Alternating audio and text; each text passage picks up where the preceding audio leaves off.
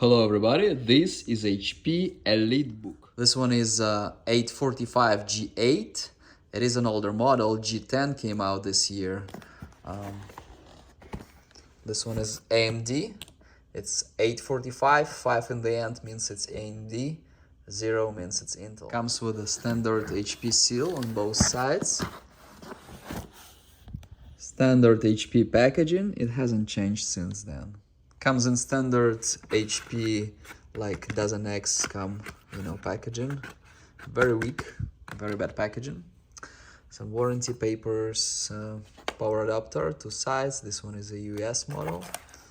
This is the power adapter. It's only 45 watt, which is a shame. I wish it was 65. It is 100 to 240 volt, which means if you just change this thing, you can use it anywhere, or you can just plug in an adapter on top of this.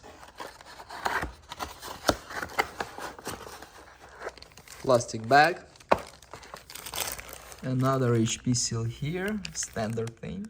This one can come in different specs. It can be Ryzen 3, Ryzen 5, Ryzen 7. And immediately I see a defect here. If you look over here, look, this dot here, it's not any dirt. It's look over here. This is a defect, and that's a shame. Brand new premium laptop comes with this defect. You can't clean it.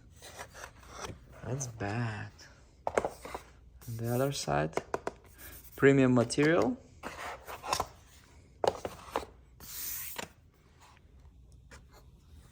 Very conservative design. To be honest with you, it has not changed much since.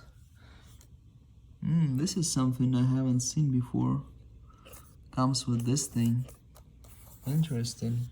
So, Elitebook here as always. Fingerprint there. 2 nice buttons. You can also press over here. Speakers. Bang & Olufsen. This is a 14-inch, so we do not have any numeric buttons here. Buttons are very nice on touch, very nice plastic. This feels like aluminum. Bezel is like average size. Conservative design, HP logo here. This is the camera. We have here camera shutter.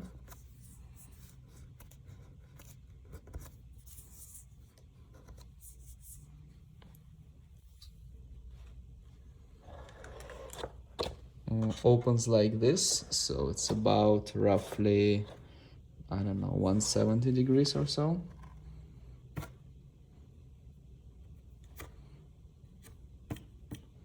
Wobbling tests passed, pretty good. I've seen Elitebooks of this generation, and I'm pretty sure they were kind of different. The buttons and this thing wasn't there, and I don't remember these things. Interesting. So it's very configurable if you buy it through HP site and option it yourself. This part, by the way, is same as in a cheap HP laptop that I have. Power button is here near delete and backspace, which is definitely not ideal. I also use print screen a lot. I pressed it, I saw some fan noise. Backlit keyboard, nice. Very nice buttons. Very high quality on touch. Wolf security. This one is pretty well balanced. It comes with a Ryzen 5 and 16 gig of RAM.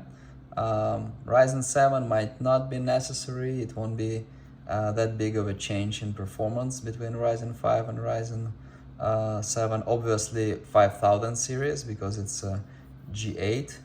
So G9 would be with 6000 series, and G10 would be with a 7000 series, but 5000 series is pretty good. And 16 gig of RAM, it's definitely a good amount of RAM.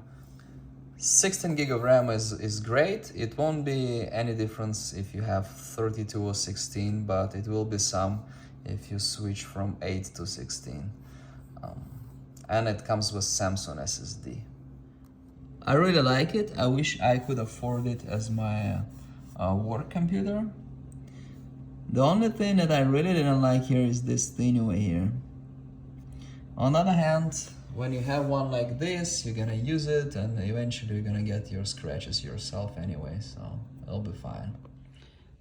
This being a 2021 model, you can find a good deal on it, maybe on eBay or somewhere, or maybe you buy it used. Even though new generation CPUs work faster, this one will be just fine.